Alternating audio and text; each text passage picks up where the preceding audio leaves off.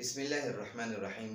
نن زموږ د علم الصرف 108 نمبر درس دی او د اسم ظرف بیان ان شاء الله نن به موږ په اسم ظرف باندې بحث کوو او فصل نمبر 10 دی. اول د اسم ظرف تعریف یې زده کوو چې اسم ظرف څه ته وایي. ظرف په اصل کې لوښي ته وایي او ظرف معنا ده د کېښودلو ځای او دا ظرف بیا دوه قسمه دی. دا ظرف چې دی که نه یو ته وایي ظرف مکان او یو ته وایي ظرف زمان. ظرف مکان څه ته وایي؟ ځای ته وایي او ظرف زمان څه ته وایي؟ وخت ته وایي. وخت ته ٹھیک شوه. نو ظرف چې دی دا به همیشه چې کوم ظرف لفظ راځي نو ته به دواړه طرف ته سوچ کوې چې یار دا ظرف زمان دی او که ظرف مکان دی. ظرف مکان ځای ته وایي.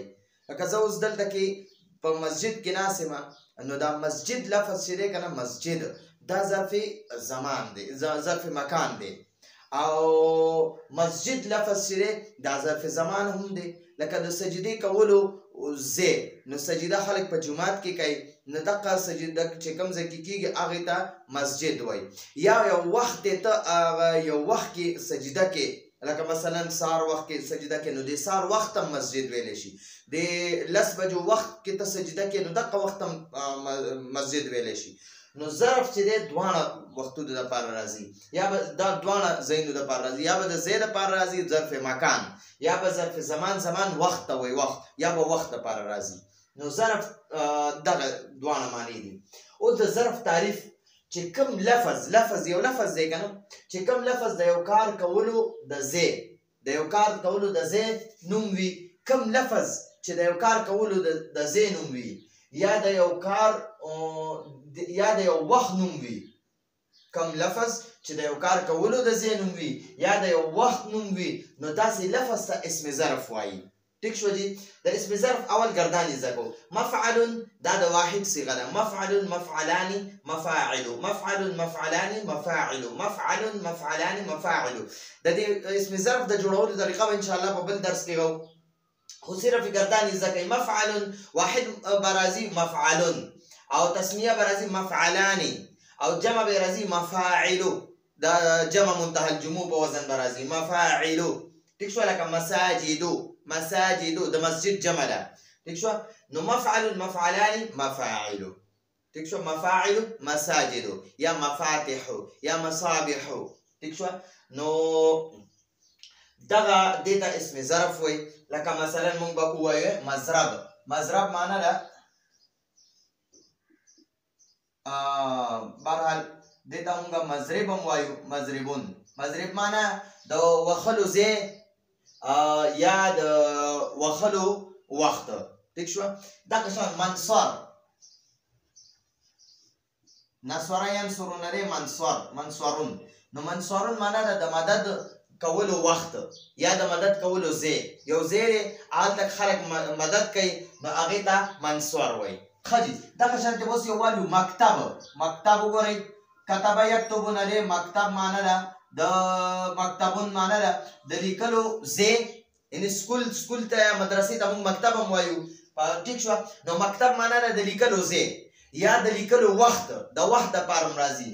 بهرحال دا مکتب نه دی، مکتب دا مشهور دی. هلک وایي لکه زه مکتب ته ځم. مکتب معنا ده د لیکلو ځای ته ځم. ټیک شوه.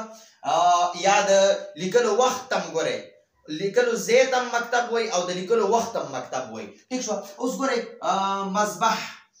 مذبح هلک وایي زه مذبح خانې ته ځم. مذبح معنا ده د ذبح کولو ځای یا د ذبح کولو وخت. نو د هر خاریه کې خپل مذبح خانې مقرر شوي دي. هلته کې دا قصابان ځي او هلته څاروي دی دپاره حلالېږي. دوی تیار حلال څاروي راولي او هلته خپل دوکانونو کې بیا خرڅوي. هغه حلال کوم هلته ذبح کړي وي نو هغه ذبح څاروی راوړي او خپل دوکان کې بیا خرڅوي. نو هغې ته موږ مذبح خانه وایو. مذبح خانه یعنې د ذبح کولو ځای یا د ذبح کولو وخت د وخت دپاره هم دغه راځي. ټیک شوه. یا دغه شانتې وګورئ مدخل معنا ده د داخلېدو ځای. مدخلون د داخلېدو ځای یا د داخلېدو وخت ټیک شوه دغه شان مخرج